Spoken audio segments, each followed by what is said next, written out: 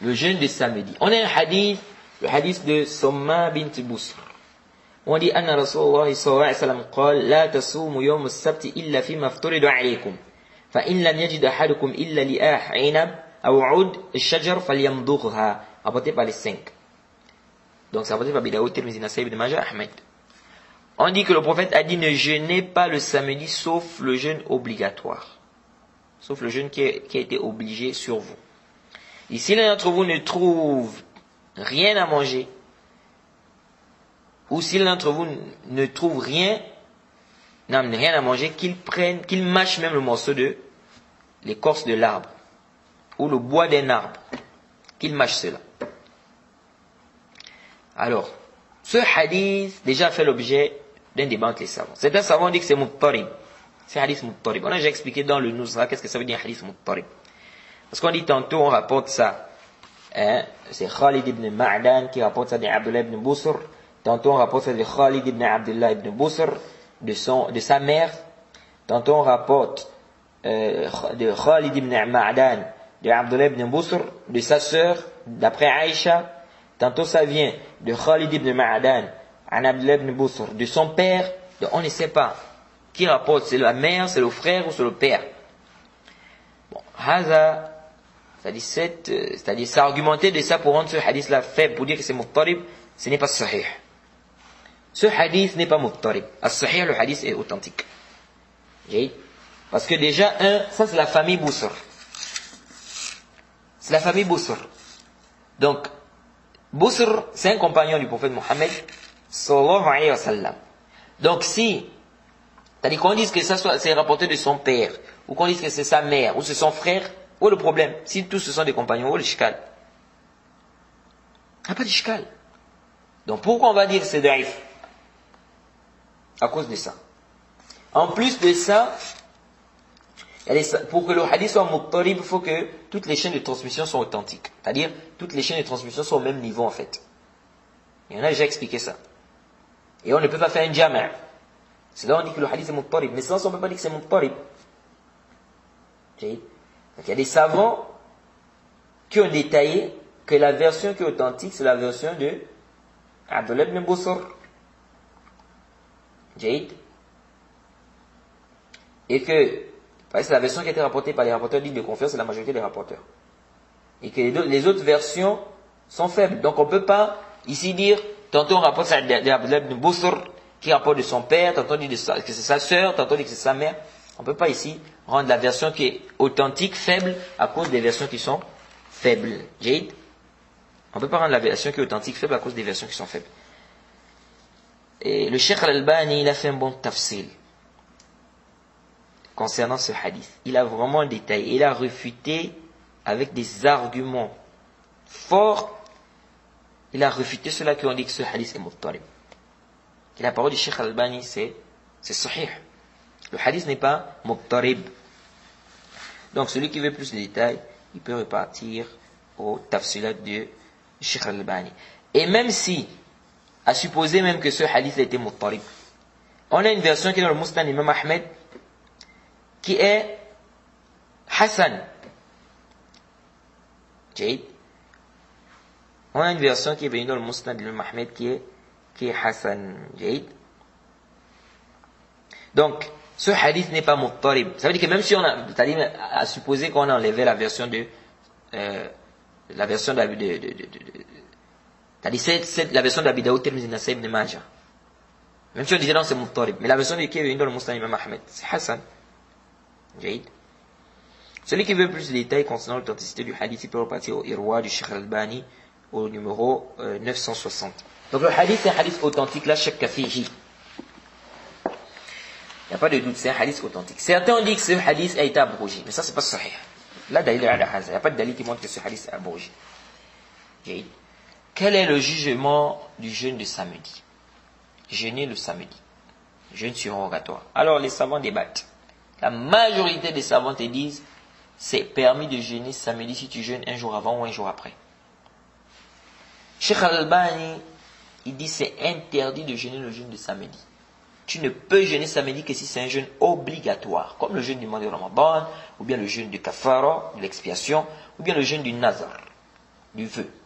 Mais le jeûne surérogatoire, il est interdit pour toi de jeûner le jeûne du samedi. Même si tu jeûnes un jour avant ou un jour après, c'est interdit de jeûner samedi. Et l'avis du Cheikh Al-Albani, c'est un avis qui est fort. Parce que Cheikh Al-Albani dit quoi? Il dit le hadith c'est clair. Le prophète a dit ne jeûnez pas le samedi sauf le jeûne obligatoire, sauf le jeûne qui est obligatoire sur vous, ou qu'on vous a obligé, ou bien qui vous a été obligé. Le prophète a dit ne jeûnez pas le jeûne du samedi sauf le jeûne qui vous a été obligé. Est-ce que le jeûne que tu es en train de jeûner, c'est un jeûne obligatoire? Non. Donc pourquoi tu jeûnes ça samedi? Et non, mais j'ai jeûné un jour avant. Mais le prophète a dit, le prophète n'a accepté dans le hadith que le jeûne obligatoire. Toi tu dis, même si tu jeûnes un jour avant, un jour après, un jour avant ou bien un jour après, c'est permis. Où le dalil de ça? Si c'était ça, le prophète devait dire ne jeûnez pas le samedi, sauf quelqu'un qui jeûne un jour avant ou un jour après, comme il a dit pour le vendredi. Donc quand il dit sauf le jeûne obligatoire ou ce qui est obligatoire, ça montre que le seul jeûne que tu peux jeûner le samedi, c'est un jeûne obligatoire. Le jeûne surérogatoire, tu n'as pas le droit de jeûner ça samedi. Que tu jeûnes un jour avant ou un jour après. Et l'avis du Cheikh Al-Albani, c'est un avis qui est fort. Ceux qui ont dit tu peux jeûner samedi si tu jeûnes un jour avant ou un jour après. C'est quoi le dalil? Déjà, ils ont pris le hadith de Salama. Où on dit que le prophète jeûnait le samedi et le dimanche. Et qui voulait contredire les chrétiens. Et il voulait contredire les associateurs. Mais ce hadith, c'est un hadith qui est daïf. Le hadith qui dit que le prophète jeûnait le samedi et le dimanche, n'est-ce pas, pour contredire les juifs et les chrétiens, jeûnait beaucoup le samedi et le dimanche. C'est un hadith qui est daïf, la sih ou la yathbout. Parce qu'il y a un rapporteur à l'intérieur qui est inconnu. Naam, le Cheikh Al-Albani avait d'abord authentifié ce hadith, mais après, il a rendu ça faible. Parce qu'il a vu qu'il y a un rapporteur à l'intérieur qui est inconnu. Mohamed ibn Omar. C'est un rapporteur qui est inconnu. On l'a cité dans Jarh wa Ta'rib, mais il n'y a pas de Jarh, il n'y a pas de Ta'rib sur lui. Donc il est inconnu. Donc c'est un hadith qui est daïf. Donc le hadith qui dit que le prophète jeûnait samedi et dimanche, c'est un hadith qui est daïf, la sih wa la yathbout. Parmi les dalils des savants qui ont dit on peut jeûner un jour avant, un jour après, le hadith du Jumu'ah, Yom al-Jumu'ah, qu'on a vu. Le fait d'aller n'est pas jeûner le vendredi, il n'est pas spécifié le vendredi, il a dit sauf si la personne jeûne un jour avant, un jour après. Alors si tu jeûnes un jour après, c'est quel jour?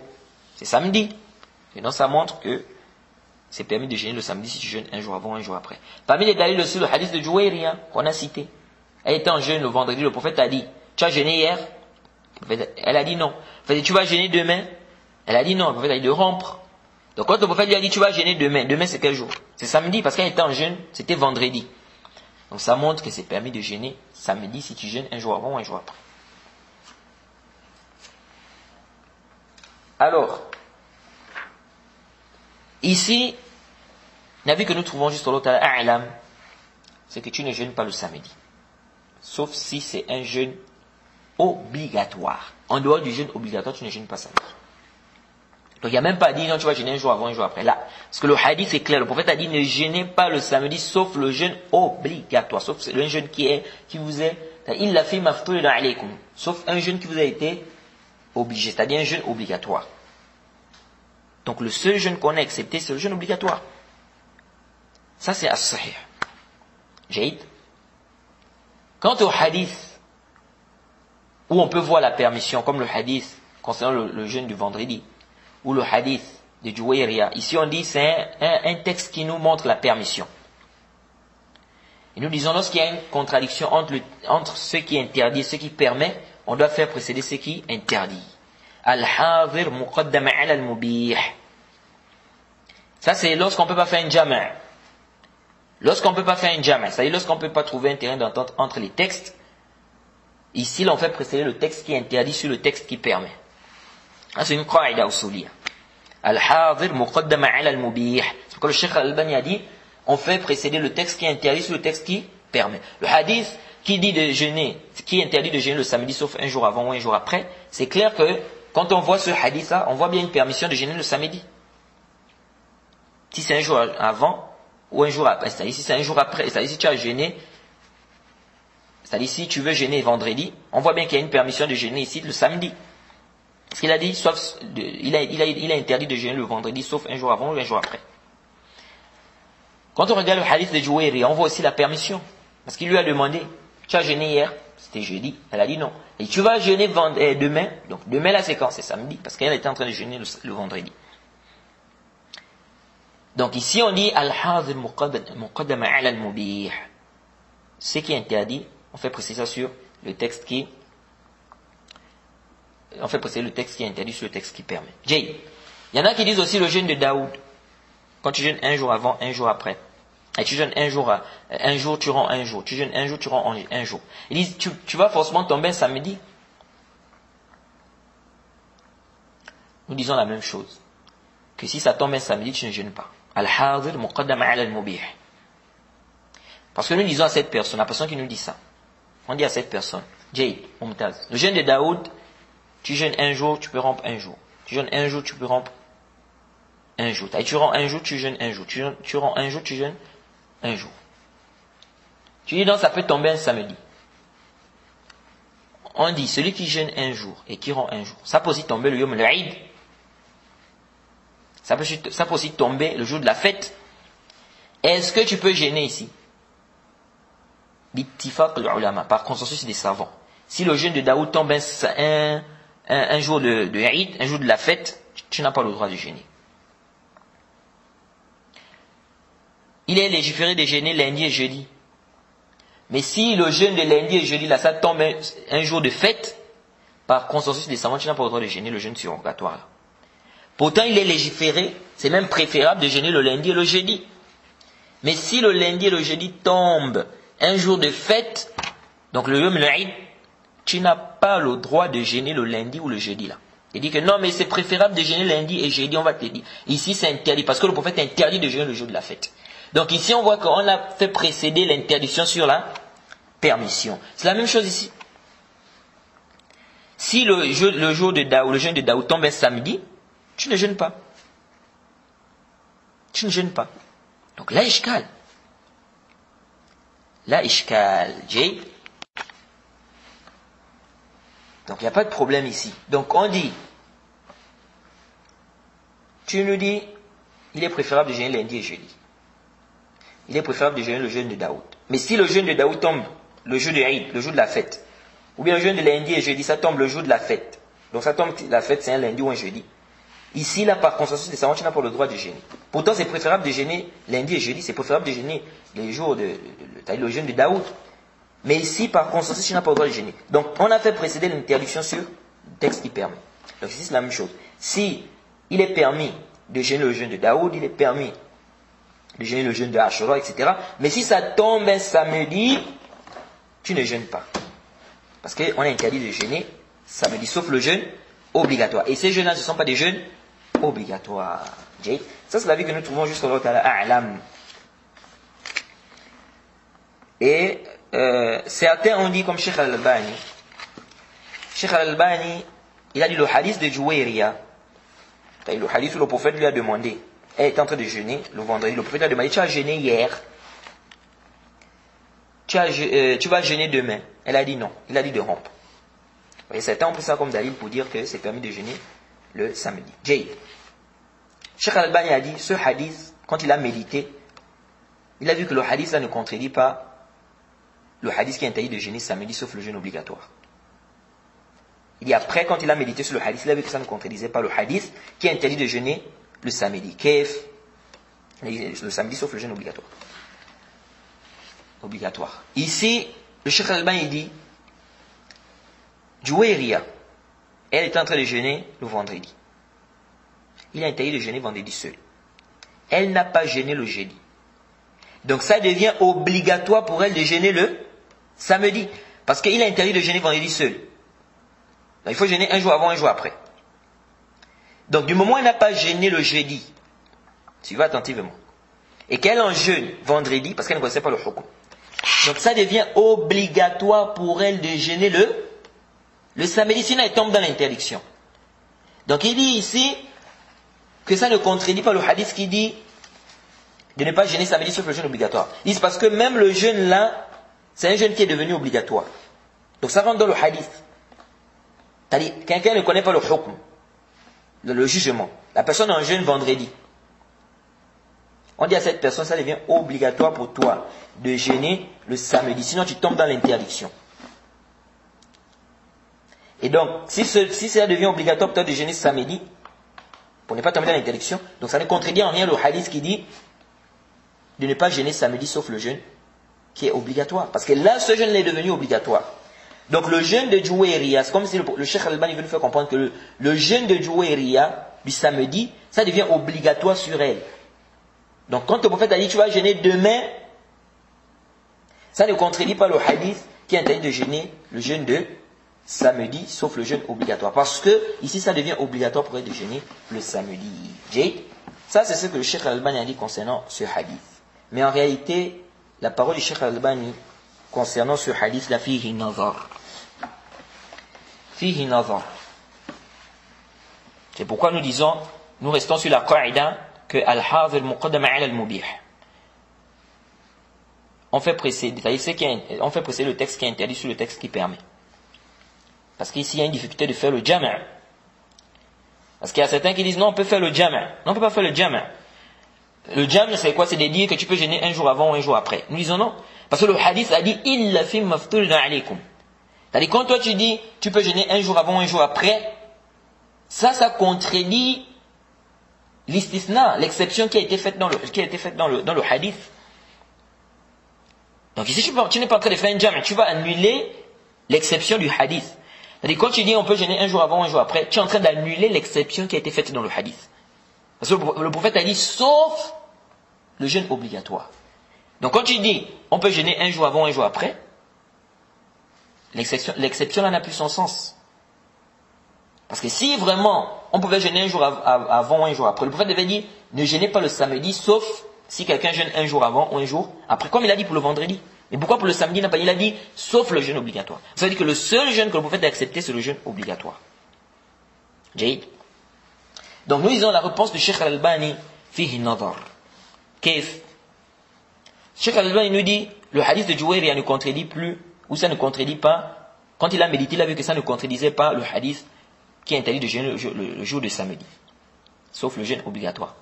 Parce qu'il dit si ça devenait obligatoire pour Jouéria de jeûner samedi, et donc si ça est devenu obligatoire, ça rentre dans le hadith qui dit sauf le jeûne obligatoire.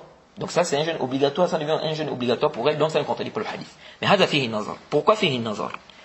Parce que dans le hadith, le prophète a dit quoi? Le prophète lui a dit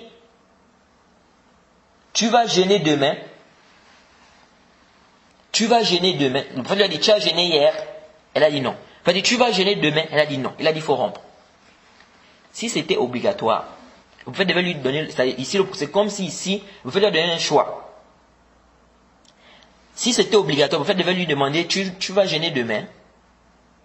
Il ne devait pas lui demander ça, il devait lui dire de jeûner demain, obligatoirement. Le prophète Mohammed sallallahu alayhi wa sallam devait lui dire de jeûner le lendemain obligatoirement. Donc quand le prophète lui demande tu vas jeûner demain, ça montre que ce n'est pas une obligation pour elle de jeûner le samedi. Et si c'était une obligation, le prophète ne devait pas lui dire tu vas jeûner demain. Est-ce que vous suivez? Donc quand le prophète lui dit tu vas jeûner demain, ça montre que ce n'était pas une obligation pour elle de jeûner le samedi. Donc la parole du Cheikh Al-Albani là vraiment fihi nazar. Wallahu ta'ala a'lam. Donc ici nous disons wallahu ta'ala a'lam, la personne ne doit pas jeûner le jeûne du samedi sauf le jeûne obligatoire. Quant au hadith où on voit qu'il y a une permission de jeûner quand même le samedi, on dit ces hadiths ça permettent, et le hadith de Abdullah ibn Busr interdit, on dit le texte qui interdit prévaut sur le texte qui permet. Lorsqu'on ne peut pas trouver un terrain d'entente. Ça c'est une qaïda usuliyya. Et ici là, parce qu'il y a des gens qui disent on peut faire un jama'. Le jama' c'est de dire tu peux jeûner un jour avant, un jour après. On dit non, on ne peut pas faire un jama' ici. Si tu fais le jama' que tu veux faire là, ça annule l'exception qui a été citée dans le hadith. Wallahu ta'ala a'lam. Donc voilà un peu ce qu'on peut dire par rapport au jeûne de samedi. Je pense qu'on a traité un peu les masaïl que l'imam Shawkani a cité ici. On s'arrête ici, on demande qu'à nous facilite, qu'à nous donne la compréhension de la région. Wa subhanaka Allahumma bihamdik, wa ashhadu an la ilaha illa anta astaghfiruka wa atubu ilayk.